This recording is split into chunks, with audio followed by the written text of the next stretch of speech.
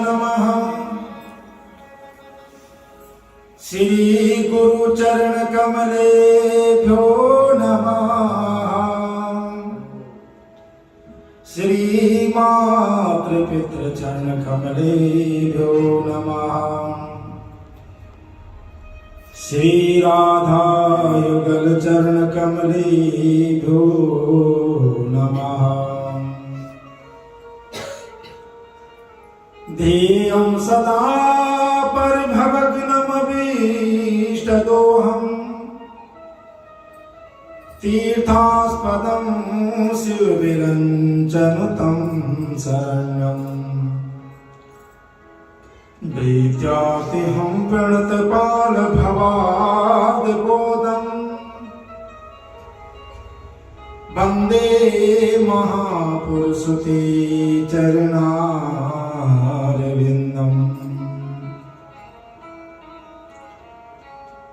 खरवस्तूलतनं गजेन्द्रवदनं लम्बोदरं सुन्दरम्।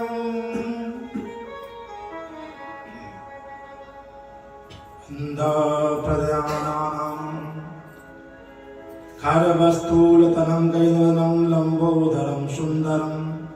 प्रस्यादनं कन्द्रोत्पमाव्यालोलगण्डस्थलम्। दन्ताघात विदारधारुदरे सिन्दूर शोभाकरम्। वन्दे शैलसुतासुतं गणपतिं सिद्धिप्रदं कामदम्। जय जय राधा रमण हरि जय जय नवल किशोर। जय गोपी चित चोर प्रभु जय जय माखन चोर। राधा मेरी स्वामिनी मैं राधा जुगदास।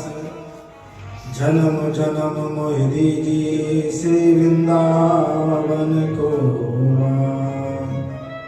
जन्म जन्म मोह दीजिए श्री चरणों का वार।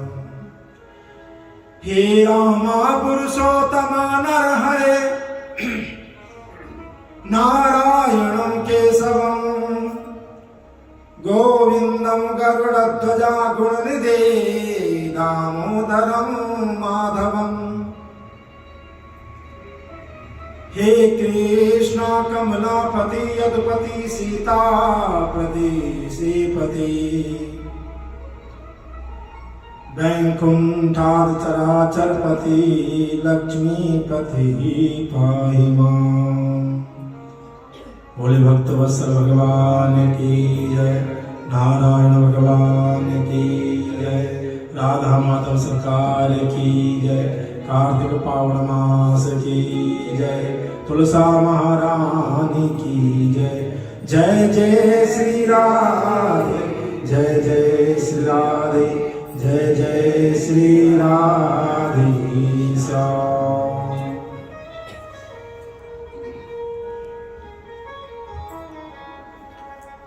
परम मंगलमय अकार करुणावृणालय भक्तिवांचल कल्पतरोज दिव्यति पीतांबरधारी भगवान नारायण प्रभु के चरणों में कोटि कोटि प्रणाम।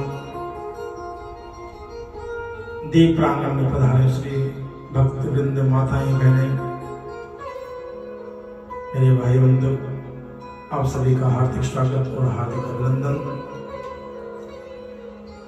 आइए अपने मन और वाणी को पवित्र करते हुए ठाकुर जी के नाम का आश्रय प्रदान करें और इस जीवन को कृतार्थ करें कि ये पावन मास में कहा कि हरि नाम संकीर्तन का बड़ा महत्व है। बोले भक्त वत्सल भगवान की जय। दाता तेरी भक्ति का सुख है निराला, दाता तेरी भक्ति का सुख है निराला। अमृत पीवे कोई कर्मा वाला, अमृत पीवे कोई कर्मा वाला। दाता तेरी भक्ति का सुख है निराला, दाता तेरी भक्ति का सुख है निराला।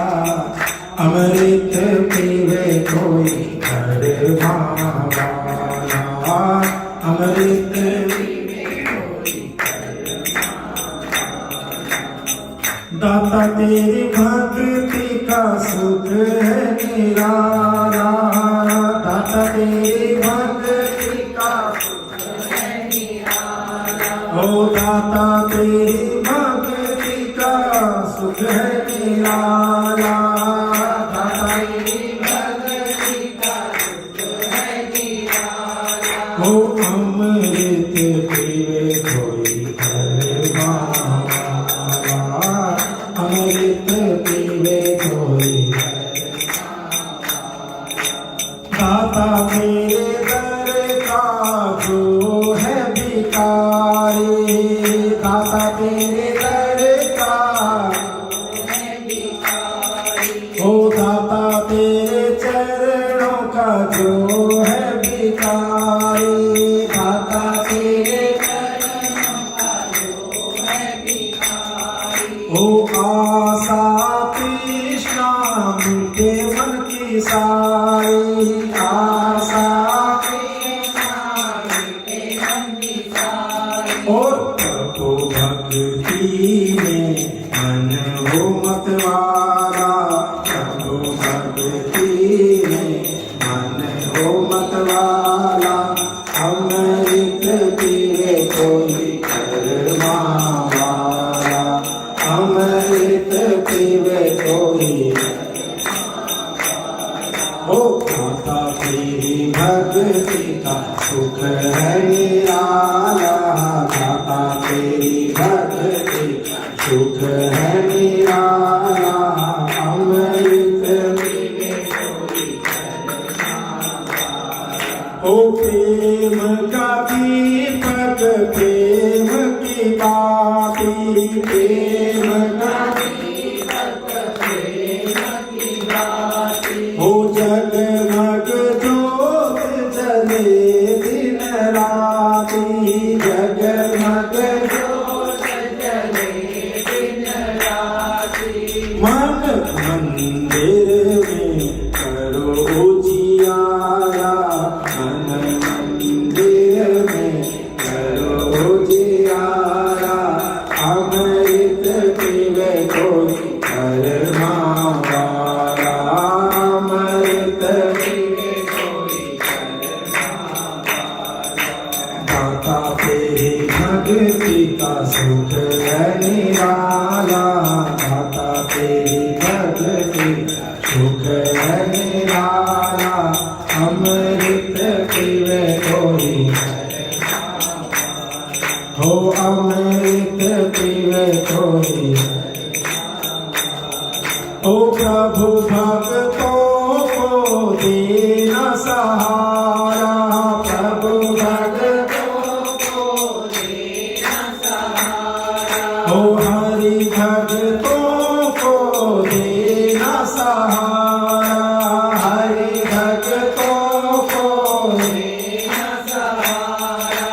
भव सागर से पार उतारा, भव सागर से पार उतारा। करो कृपा ही दीन दयाला, करो कृपा ही दीन दयाला। अमृत पीवे कोई कर्मा वाला, अमृत पीवे कोई कर्मा वाला। हो दाता तेरी भक्ति का सुख है निराला, दाता तेरी भक्ति का सुख है निराला। अमृत पीवे कोई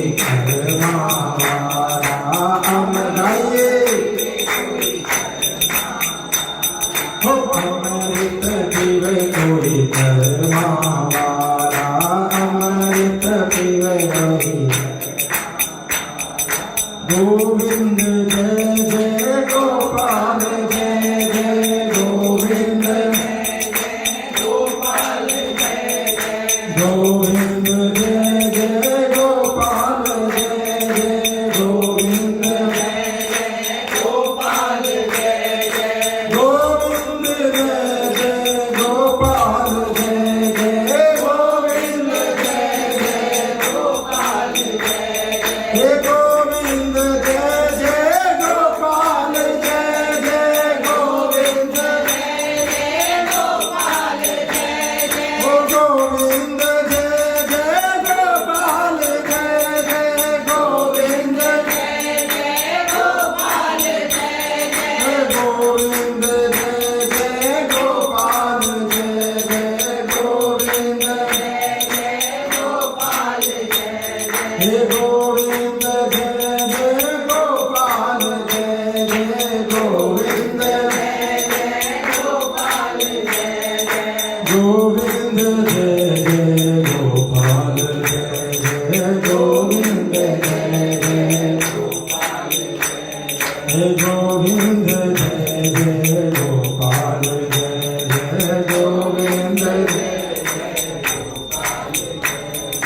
दाता तेरी भक्ति का सुख है निराला अमृत पीवे कोई करमाला दाता तेरी भक्ति का सुख है निराला अमृत पीवे कोई करमाला अमृत पीवे कोई दाता तेरे भक्ति का सुख है निराला अमृत पीवे कोई ओ अमृत पीवे कोई पूरे भक्त वत्सल भगवान की जय सांवरी सरकार की जय दाता तेरी भक्ति का सुख है निराला और अमृत पीवे कोई जिसके अच्छे कर्म हो अच्छे भाग्य हो ठाकुर कृपा हो उसके जीवन में ये शुभ घड़ियां आती है उसके जीवन में सत्संग आता है ये हर किसी को नहीं मिलता ये ध्यान रखना कहा कि संसारिक सुख हर बंदा कमा लेगा धन ऐश्वर्य मकान कोठी बंगला लेकिन कहा कि प्रभु भक्ति किसी लाखों में एक को मिलती है भगवान कथा किसी लाखों में एक को मिलती है कई लोग रोज विचार करते हैं कि बस कल सुबह उठूंगा हमारे पड़ोसी रोज पंडित जी मेरे घर की घंटी जाया करो सुबह मैं आऊंगा आज 10 दिन हो गए बस दो तीन दिन मैंने बजाय घंटी और मैं छोड़ दी तुम रहो अपने हाल में जिस दिन ठाकुर की घंटी बजाएंगे उस दिन तुम जाओगे पंडित जी की घंटी बजाने से भी तुम उठोगे सही बात है कहा कि जब प्राणी गर्भ में होता है तो वो ठाकुर से विनती करता रहा है प्रभु कि मुझे इस गर्भ से बाहर निकालिए और बाहर जाकर के आपका भजन करूंगा मैं फिर कहता नहीं प्रभु मुझे रहने दो बाहर बहुत दुख है बहुत कुष्ठ है और बाहर आपकी माया मुझे खेल लेगी फिर मैं बच नहीं पाऊंगा किंतु परंतु करता रहता कई बार ठाकुर जी चिंता मत कर तो संसार में आएगा तो अगर मेरी माया तुझे घेर लेगी ना फिर भी मैं तुझे संकेत करूंगा अच्छा प्रभु क्या करोगे बस चिंता मत कर बस तो समझ आना तो प्राणी जन्म लेता है होते ही पांव पांव की आवाज करता है मैं कहां आ गया रोता है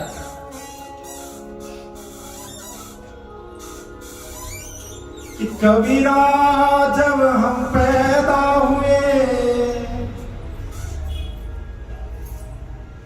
जगह से हम रोए ऐसी करनी कर चलो हम हंसे जग रोए भगवान चिंता मत कर, तुझे मेरी माया ने घेरी। जब हम पैदा हुए दुनिया हंसी, बधाई हो बेटा हुआ है, बधाई हो बेटी नहीं है, खुशियां मनाई। लेकिन किसी ने पूछा तुझे क्या चाहिए, तो क्यों रो रहा है? तो भगवान से बिछुड़ता है और रोता है। लेकिन ठाकुर ने कहा चिंता मत कर, ऐसे कर्म करके चल कि एक दिन तो हंसता हंसता प्राण त्याग दे और तेरे लिए भगवान का विमान आए, लेकिन ये संसार तेरे लिए रोए, तो हंसे जग रोए। धीरे धीरे वो आगे चल पड़ता है, जीवन में जिम्मेदारी में बढ़ता है। लेकिन जब वो कहा कि जीवन का चतुर्थ चरण आता है, भगवान संकेत करते हैं कि ध्यान पगले अभी समझ जा। तो पहले धीरे धीरे क्या करते हैं, कहा कि जिस आंखों से तो संसार की मोह माया को देख रहा है, पहले उनको कम कर। ये आंखें तो बहुत कुछ देखती है, और इनसे हमारी क्या है, तृष्णाएं बढ़ती है, बढ़ती नहीं बढ़ती है।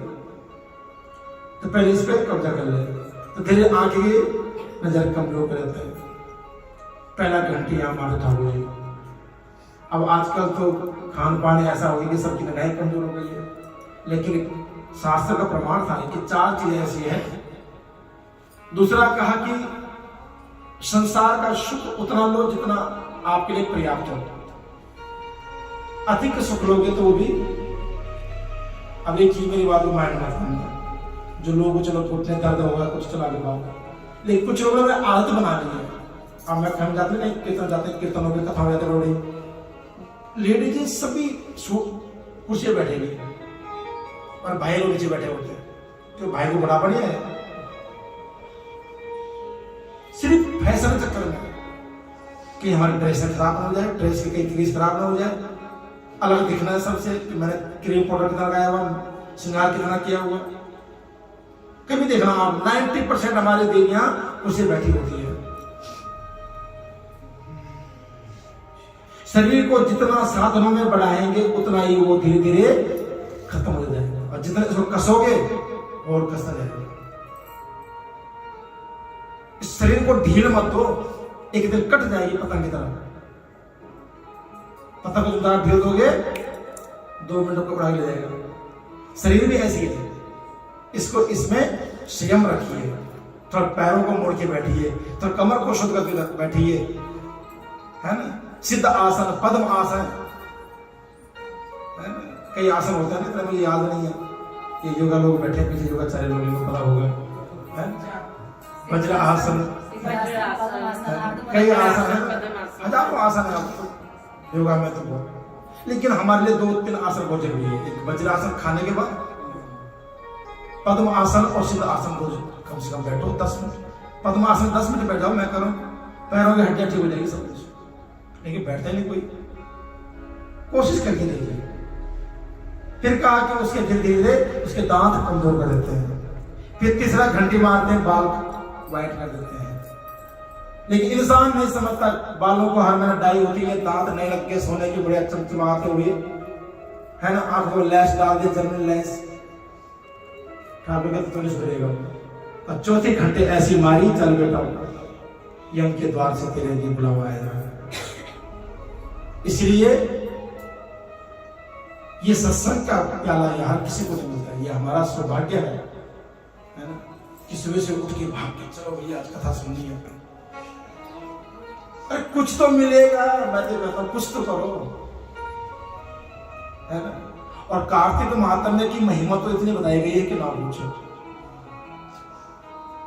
माघ महिमा की, बैसाखी महापर्व की, मकर संक्रांति महास्नान की, ये तो ऐसे महापर्व हैं, इन दिनों में जितना भैया करोगे बहुत कम है। तो कल हमने कथा में श्रवण किया था कि कार्तिक के महीने में क्या कहीं नहीं खाना चाहिए, है कुछ याद? ये भूल गए सब, बोलो राधे राधे।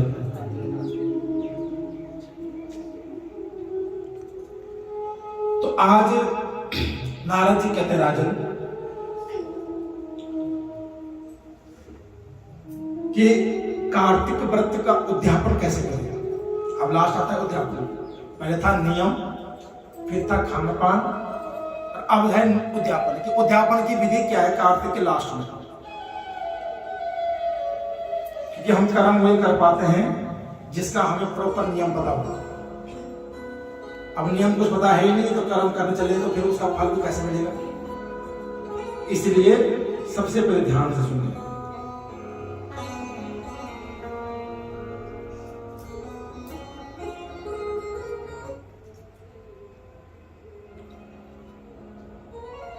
यथो वर्जना सम्यगे उद्यापन विधि निपम तम शृणुस्व महाख्यातम सविधानम समासतः। हे राजन, अब तक मैंने आपको सारा विधि बता दिया है, लेकिन अब उद्यापन की विधि आप भले भांति समझ लीजिए।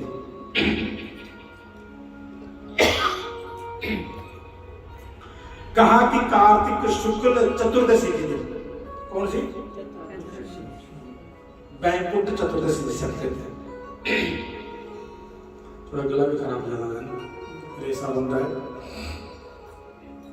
कहा कि सबसे पहले जो है तुलसी के ऊपर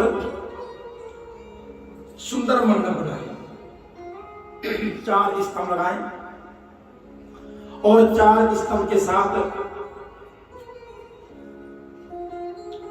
उनका तोरण करें, सुंदर ध्वजाएं पताकाएं लगाएं।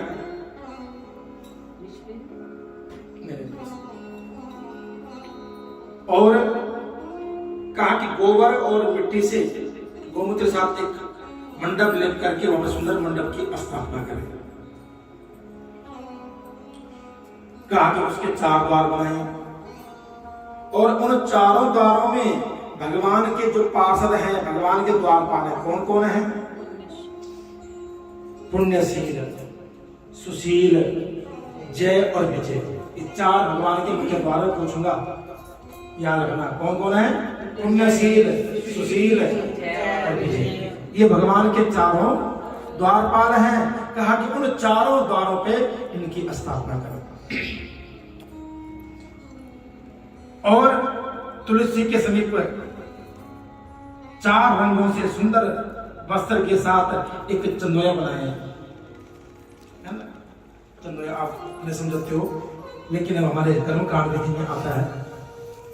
उसमें 4 रंग, 5 रंग, 7 रंग का बनता है। और कहा कि उसमें पंचरंग वस्त्र के बीच में एक क्या बांधे? श्रीफल बांधे।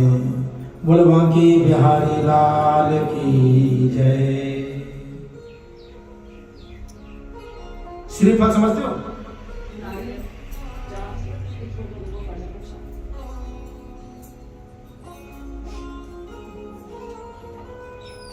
क्या कहते हैं? श्रीफल। नारियल को, वाह क्या बात। नारियल हमारी और तुम्हारी भाषा में है, लेकिन श्रीफल शास्त्रों का नाम है। और श्रीफल मां भगवती का अखंड फल है। ध्यान रखना, किसका है? भगवती का अखंड फल है। इस फल में वरदान दिया मां भगवती ने, लेकिन खंडित नहीं होता है। श्री छत्री लक्ष्मी चपर्याम अहोरात्रि पार्श्वे नक्षत्राणि, ऐसा फल है जो कभी सड़ता नहीं, कभी गलता नहीं है। और हजारों साल रख लीजिए, ये ध्यान रखना, कोई फल होगा संसारिक वो सड़ जाएगा, गल जाएगा, उसकी एक समय अवधि होती है, लेकिन श्रीफल की कोई अवधि नहीं है। मानते नहीं मानते? हजारों वर्ष रख लो, पानी सूख जाएगा, अंदर से फल खत्म हो जाएगा, लेकिन उसका छिलका और उसकी जो बनावट है कभी खंडित नहीं होती। इसलिए आज भी देखिए कलश में हमारे श्रीफल, किसी बहन की झोली भरनी श्रीफल, किसी गोद भाई करने श्रीफल, घट स्थापना करने श्रीफल, हर जगह अनिवार्य है। तो कहा कि उस पंचरंग चंदोया पे भी श्रीफल बांधते हैं। हमारे यहाँ बांधते हैं, 4 स्तंभ बनते हैं, 4 कोनों पे वस्त्र के 4 कोने बांधते हैं, सेंटर पे श्रीफल और उसमें कुछ सुपारी दक्षिणा बांध करके सरसों और तिल बांध के, ऐसे होते हैं। और फिर कहा कि उसके मध्य में क्या करें? सुंदर वस्त्र बिछा करके चौकी के ऊपर भगवान तुलसी मैया और भगवान नारायण की स्थापना करें। और उसके बाद गुरु आज्ञा लेकर के, गुरु से आज्ञा ले और भगवान सर्वतोभद्र की स्थापना करें। अब आप लोग आते हो पूजा करवाने के लिए नवरात्रों में, तो हम वो बनाते हैं सर्वतोभद्र, भगवान नारायण का अखंड मंडल है। सर्वतो बने सभी का कल्याण करने वाला मंडल कहा कि उसकी स्थापना करें और उस मंडल के ऊपर भगवान विष्णु की प्रतिमा को स्थापित करें। क्या भगवान का निरंतर पूजन करें कि ये नयन किता राजन वैकुंठाख्या चतुर्दशी यस्यां भूषणेमेवा वैकुंठम प्राप्नुयानः। हे राजन,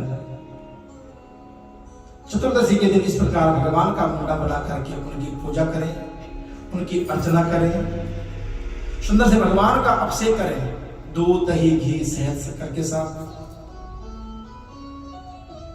और उसके बाद रात्रि में क्या करें, जागरण करें। चतुर्दशी के दिन रात को सोना नहीं है, ध्यान पूरे कार्तिक महीने का फर्स्ट लोग कम से कम, है ना, जागरण करें। और अगले दिन कि होमम कुर्यातयो विप्रान संतर्प्या प्रेतापवान साकल्यम तु दक्षिणायाम दद्याद्विजेशाठवर्जिता। हे राजन, अगले दिन प्रातः काल होते हुए यज्ञ संपूर्ण होने के साथ साथ जो रात्रि गायन करने वाले हो, जागरण करने वाले, गायन वादन करने वाले, बजाने वाले, ढोल नगाड़े, नाचने वाले, कहा कि उनको विदा करें होम करके। और उसके बाद दीपदान जो हम लोग करते हैं पूर्णमासी दिन, और उसके बाद ब्राह्मणों को भोजन करवाएं। कितने ब्राह्मण, कितने, कहा कि 30 ब्राह्मण को भोजन कराएं, क्योंकि कथा 30 दिन की भैया, है ना। लेकिन शास्त्र कहता है कि अपनी श्रद्धा अनुसार हो सकता है, एक ब्राह्मण के निमित्त को भोजन दीजिए, है ना। कहा कि राजन, इस प्रकार जो है ब्राह्मणों को भोजन करा करके, उनको दक्षिणा प्रदान करके और उनको स्वस्थान छोड़ दे। अच्छा, एक चीज को बताइए, जब कोई अनुष्ठान आप लोग करते घर में, तो ब्राह्मण को उसके घर से लेके आना चाहिए, लेके आना चाहिए, अब फिर छोड़ना चाहिए। नहीं, बजाओ ताली जोर से एक बार।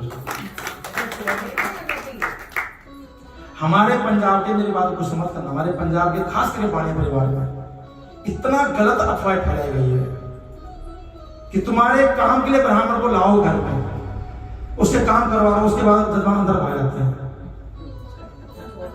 उसका बहुत बड़ा अपमान है, सिर्फ क्योंकि अधूरा ज्ञान है।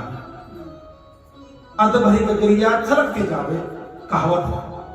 अधूरा ज्ञान हमारा खुद का भी और दूसरे का भी पतन करता है। पहले तो ज्ञान पूर्ण लीजिए। सुनो, पहले पूरी बात सुन लीजिए, फिर आप इसे विचार करना। इसमें गरुड़ पुराण में लिखा गया है कि जब किसी डेथ होती है तो 13 दिन तक न किसी का अभिवादन होता है, अभिवादन समझते हो, किसी का स्वागत नहीं होता है, न किसी को उठ करके कहते हैं हाँ आज बैठिए, कभी नहीं। और कोई जाए तो उसको छोड़ने गेट तक नहीं जाते, सिर्फ 13 दिन तक। प्रमाण है, मैं आपको दिखा सकता हूं लिख के। 13 दिन के बाद कहीं भी शास्त्र ने नहीं कहा है कि ब्राह्मण हो चाहे जो मर्जी, वो भी किसके लिए आया है, अतिथि के लिए आया है।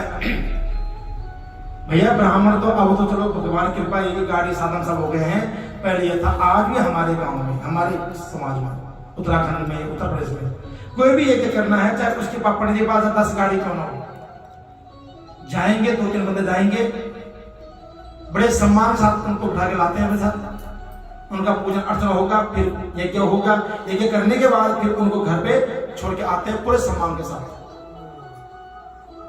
तब जाके आपको संपूर्ण फल मिलता है। यहां पे मैंने कई बार ऐसा देखा है कि हवन होने किया, खाना खाना खाया, अब जजमान अंदर ही भाग गए, पर ये आप जाओ, हमने देखा नहीं आप जाते हुए। मैंने घर की दुल्हन हूँ क्या बेटी हूँ कि हमें रोना आ जाएगा पति के दादे घर छोड़ के, बाबू को जाएगा। नहीं ऐसा नहीं, चाहे वो शराब के भोजन हो जो मर्जी हो, सिर्फ 13 दिन के पीछे है। वो भी कहा कि अतिथि सत्कार ना करें, किसी को प्रणाम नहीं कर सकते, उसमें आप किसी का स्वागत नहीं कर सकते हो, किसी को विदा नहीं कर सकते हो। उसके बाद कभी भी हो ब्राह्मण को कोशिश कीजिए अपने साथ उठा के लाए गाड़ी पे, उसको सम्मान से खिलाए पिलाए फिर छोड़ जाए, है ना। तो ये कभी भी हो, ये ज्ञान जीवन में 10 लोगों को बांटिए, 20 लोगों को बांटिए। लोग अधूरे ज्ञान में बहुत घूम रहे हैं। ये पंजाब में नहीं जानते कि पंजाब में बहन बहुत है, बहुत ज्यादा। 25 साल मुझे यहाँ हो गया, लेकिन लोगों को सुनाना बहुत मुश्किल है। मैंने कहा ना कि यहाँ से जो मर्जी बक दूं मैं, जो मर्जी बोल दूं, लोग उसकी कदर नहीं करेंगे। अरे पड़ोसी ने बोल दिया, अरे परसों भद्रा लग रही है, दीदी तू ठीक है, तब तीसरी आ जाएगी, हाँ मैंने सुना भद्रा लग रही है, अब पंडित जी की बात है। अब कार्तिक देख लो दिवाली पर, ये पंचांग जो है पूरे विश्व में घूमता है, पूरे विश्व में, और आज से नहीं है, हमारा जन्म अब हो रहा है, हमारे कई पीढ़ी पूर्व से ये पंचांग छपता है। देवी दयाल जब इसने लिख दिया कि भैया 1 तारीख को ही दिवाली मनाई जाएगी, अब सपोज एक चीज समझिए आप, अब आपकी अमावस शुरू हो रही है 31 तारीख को शाम को 3:55 तो आपका मध्याह्न काल तो गया। अब जिन लोगों ने जठरों के यहां से मिट्टी निकालनी है, पितरों पूजन करना है, पहले मध्याह्न काल में अमावस पूजा करनी है, वो कैसे करेंगे? अब उन्होंने रात दिवाली पूछ दी, अगले दिन क्या करेंगे? और पहला दूसरा नियम कि जो तिथि सूर्य उदय से पूर्व से शुरू हो और सूर्य अस्त के बाद तक जा रही है, वो तिथि मान्य होती है। ध्यान रखना, ये नॉलेज आपको होनी चाहिए। अगर 1 घड़ी भी जारी हो सूर्य अस्त के बाद तक, तो वही अमावस तिथिया जो है लक्ष्मी पूजन के लिए विशेष मानी गई है। और हमारा जाएगा 1 घंटा कम से कम, 5:27 से सूर्य अस्त हो रहा है, अपना जो 6 बजे कुछ मिनट तक 15-16 मिनट तक जारी है अमावस। अगर हमें 1 घड़ी मिल जाए, हमें तो बहुत टाइम मिल रहा है, तो मतलब अमावस हमारे लिए वही दिवाली पूजन विशेष है। और विश्वकर्मा डे अगले दिन बन जाएगा। जो धनतेरस है वो मंगलवार पड़ेगी 29 तारीख, क्योंकि रात्रि व्याप्त नहीं है। और धनतेरस दिन क्या करोगे? बर्तन लाओगे, बर्तन दुकान लग गई, पता ही नहीं। अब ये देखो ना, आपको समझ रहा, धनतेरस दिन लोग जो है धन्वंतरी भगवान की पूजा करते हैं, उस अमृत कलश की जो लेके आए थे, संजीवनी लाए थे मान ले संसार के लिए। लेकिन हम लोग उस दिन भांडे, बर्तन, कुकर, कढ़ाई, थाली पर इकट्ठे कर लेते हैं। बोलो राधे राधे। तो कुछ ऐसा ज्ञान है हमारा जो हम खुद देखा देखिए बस। हाँ ठीक है, उस दिन कोई चांदी का सिक्का ले लीजिए, सोने का सिक्का ले लीजिए, और एक सुंदर कलश में जो है उस सिक्के को रख के उसकी पूजा कीजिए, अमृतमय कलश का पूजन कीजिए, भगवान धन्वंतरी का पूजन कीजिए, तब देखो फिर। लेकिन बर्तन रखने से नहीं होगा वो। तो कहा कि कुछ ज्ञान ऐसा है जो अधूरा है, जिससे हमारा भी पतन और सुनने वाला का भी पतन हो सकता है। बोलो राधे राधे। कहा कि विष्णु के निमित्त जो भी गायन करें, पूजन करें, वहां उन सबको जो कहा कि सुंदर भाव से प्रसन्न करके उनको विदा करें। कहा कि जो मुख से बाजा बजाता हो, हाथ से ताली बजाता हो, सुंदर सुंदर आल्हा करता हो, उधर संगीतकार है ना। कहा कि उन सबको जो है पूर्णमासी के दिन भोजन कराइए, दक्षिणा देकर के उनको विदा करें। और क्योंकि कहा कि भगवान विष्णु ने पहला अवतार क्या लिया था? मत्स्य अवतार लिया था। इसलिए महाराज वो पूर्णिमासी का दिन था जब भगवान जल में प्रवेश कर गए थे। इसलिए पूर्णिमा के दिन भगवान को दीपदान दिया जाता है। और उस दिन होम यज्ञ जप तप जो भी कर सकते हो आप कीजिए उस दिन। और कहा कि खीर और तिल का हलवा उस दिन विशेष माना गया है। किस चीज का? खीर और तिल। और खीर का ही प्रसाद जो है ब्राह्मण को खिलाया जाता है उस दिन, है ना। पूरी सब्जी इत्यादि तो अलग चीज है, लेकिन खीर का होना बहुत जरूरी है। एक बार होता है आपको आज मंगल कार्य में हलवा तो बनता ही बनता, लेकिन जहां पर ब्राह्मण भोजन करवाना है वहां तो खीर बननी है। आप खीर कम खाते हो अलग बात है, मीठा नहीं खाया जाता है, लेकिन ये कहा कि विप्र भोजन में खीर का प्रसाद, यज्ञ में खीर, है ना। तो इसलिए ध्यान रखें कि कभी भी ब्राह्मण भोजन करवाना हो जीवन में, कभी भी यज्ञ हो घर में, तो खीर जरूर बनाइए। खीर मंगल के एक मान गई है। कहा कि इस प्रकार तिल से और खीर से भगवान का हवन करें, भगवान विष्णु की प्रसन्नता के लिए। और कहा कि व्रत का उपदेश करने वाले गुरु पत्नी सहित ब्राह्मण और पत्नी सहित उनको जो है वस्त्र आभूषण इत्यादि ब्राह्मण को प्रदान करें और उनसे क्षमा प्रार्थना करें। जो आपको घर में यज्ञ करवाता हो, आपके पूजन करवाता हो, कथा सुनाए आपको, है ना। कहा कि उनसे लास्ट में जब सब कुछ दे करके प्रणाम करें उनको कि युष्पद प्रसादा देवेशा प्रसन्नो सदा मम व्रतादस्मात् यत् पापं सप्त जन्म कृतं मया, सप्त जन्म कृतं मया। ब्राह्मण से ब्राह्मण देवता कि आपके आशीर्वाद से हमें ये भक्ति का फल प्राप्त हो, ये पूजन का फल प्राप्त हो, जो हमने यज्ञ किया 1 महीने का उसका फल हमें प्राप्त हो, और जो मैंने आपको दक्षिणा दी है, वस्त्र दिए हैं, इससे क्या हो आप प्रसन्न हो। मम प्रसन्नो सुदामा, मेरे ऊपर आप देव प्रसन्न रहे, क्योंकि जिसको आपने बुलाया है अपने यज्ञ के लिए उसका संतुष्ट होना बहुत जरूरी है। ध्यान रखना, हम शादी ब्याह में यज्ञों में इतना कुछ लगा खर्च कर लेते हैं, लेकिन जिसकी मीन भूमिका ब्राह्मण की होती है, अगर वही संतुष्ट नहीं हुआ तो फायदा नहीं है। उसका संतुष्ट होना बहुत जरूरी है। और आज की डेट पे शादी ब्याह में तो खास करके अब तो ऐसा लगता है कि शादी ब्याह जाना बेकार है हमारा, ब्राह्मणों का कोई सम्मान नहीं है। ठीक है, ये उधर भरना है, जीव का है, मजबूरी है, नहीं तो जितना ब्राह्मण का अपमान शादी ब्याह में है ना, कहीं नहीं है। न कोई खाने पूछता, न कोई पानी पूछता, दक्षिणा तो लोग बात की बात है, वो भी रोग मर के 51,000 निकाल दे तो भाई साहब बंदा समझते मेरी जान ले ली पंडित ने, हैं।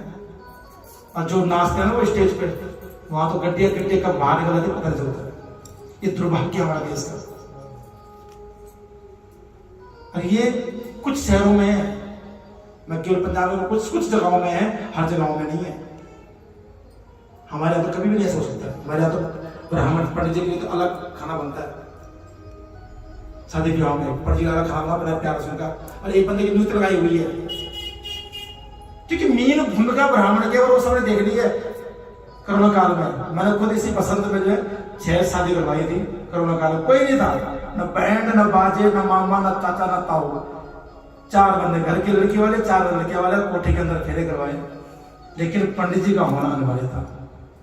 ठीक है, सर्टिफिकेट तो पंडित जी ने देना भैया, अब तो बहुत जरूरी हो गया मैरिज सर्टिफिकेट, लेकिन उस ब्राह्मण का कहीं पर सम्मान नहीं है। लोग खाली उसको यूज करते हैं, ले छोड़ दें।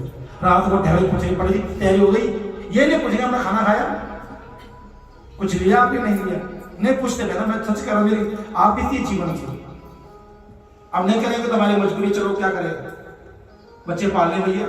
लेकिन कई बार मन बहुत उठता है कि छोड़ो पर इसके, कभी 5-10 हजार कमाई क्या करना, छोड़ो, फिर सोचते चलो कोई बात नहीं। ब्राह्मण का दिल उदारता होती है, कोई बात नहीं, जो करेगा वो भरेगा। फिर आएंगे 2-2:30 बजे खा पी करके फिर वहां चौड़े होते हैं। कई तो लोग तो अनाप शनाप रखते हैं शादी विवाह में, वो ड्रेसिंग देखना पड़ता है हमें। कई लोग बड़ी दक्षा भाव दे, वो दक्षा भी दोबारा आती नहीं है, ऐसे लोग भी। तो उस टाइम शादी ब्याह कराना बहुत दुख लगता है कि नहीं कराएंगे नहीं शादी ब्याह। जिस जगह भाई हमारा सम्मान ना हो, मर्यादा ना हो, उस जगह जाना ही हमारे लिए दोष है ना। ये तो सबके लिए है कि जिस जगह पे आपका सम्मान ना हो उस जगह मत जाइए, चाहे भूखा ना कर जाए। तो थोड़ा इस चीज का ध्यान रखें जीवन में। आगे अपने रिश्तेदारों में, समाज में कभी किसी ब्राह्मण बुलाते हो शादी ब्याह पे तो उसका सम्मान जरूर कीजिएगा। बोले बांकी बिहारी लाल की। तो कहा कि इस प्रकार जो है ब्राह्मण से क्षमा याचना मांगे। उसके बाद कहा कि गोदान करें प्रायश्चित के लिए। कोई हमसे भूल चुकी हो कार्तिक के महीने में तो गाय माता को जो है प्रणाम करें। और भगवान कहते हैं कि इस प्रकार जो भी कर्म करता है उसको संपूर्ण कार्तिक मास का फल प्राप्त होता है। कि देहिस्तानि पापानि कंप्ययाम चातद भयात् क्वायास्याप भवेति सायदोतावत किन्नरा। कहा कि देह में जितने भी पाप हो वो भी थर थर कांपते हैं। किसको देख करके? कार्तिक मास के नियम करने वालों को देख करके। देख लो वो डरते भैया हम जाएंगे वो शरीर के अंदर। वो तो कार्तिक मास का नियम करता है, माघ मास का नियम करता है। इस प्रकार कार्तिक व्रत के नियम को जो भी भक्ति से श्रवण करता है, नियम करता है, कहा कि उसके सारे पाप नष्ट हो जाते हैं। और करने वाले के नहीं, केवल जो उसको देखने वाला भी हो। ध्यान रखना, अगर आप यहां से कथा करके निकलते हो, सुन के निकलते हो, कोई आपके दर्शन कर ले। अब जितनी देवियां आए हैं उनके देवता लोग नहीं आए, साथ में खाली रमेश जी आए है ना। तो देवताओं को दर्शन देना घर जाके, चलो प्रणाम करो, बोलो राधे राधे। और जो देवता लोग आए वो देवी को बोलो भी आशीर्वाद लो, कथा सुन के आए। तो उससे क्या होगा? उनका भी कल्याण साथ में हो जाएगा। बोले भक्त वत्सल भगवान की। इस प्रकार से आप सभी ने जो है कार्तिक माह का नियम करना है, ठीक है ना। ध्यान रखें कि जिसको खान पान में भी, नियम में भी, और कोशिश करें कि इस महीने में थोड़ा सा प्रतिबंध रखें, कुछ खान पान का भी, कुछ बातों का भी। जहां पर 4 बातें बोले वहां तो ये बातें बोल के चुप हो जाइए। कहीं क्रोध आ रहा है तो मुट्ठी बंद कर लीजिए, अपने आप को संयम से बांध दीजिए, है ना। तो आप ऑटोमेटिकली पाप कर्म से बच जाओगे। तो आइए आज की ही नियमावली को विराम देते हैं, कथा को विराम देते हैं। फिर कल से जानेंगे कि तुलसी की महिमा क्या है। कल से भगवान नारद जी आर्यभट्ट को तुलसी के बारे में बताएंगे कि तुलसी की उत्पत्ति कैसे हुई, क्यों हुई, क्यों भगवान नारद को तुलसी प्रिय है। इसलिए ध्यान रखे समय का। बोलो तुलसी महारानी की जय, भक्त वत्सल भगवान की जय। जय जय श्री राधे, जय जय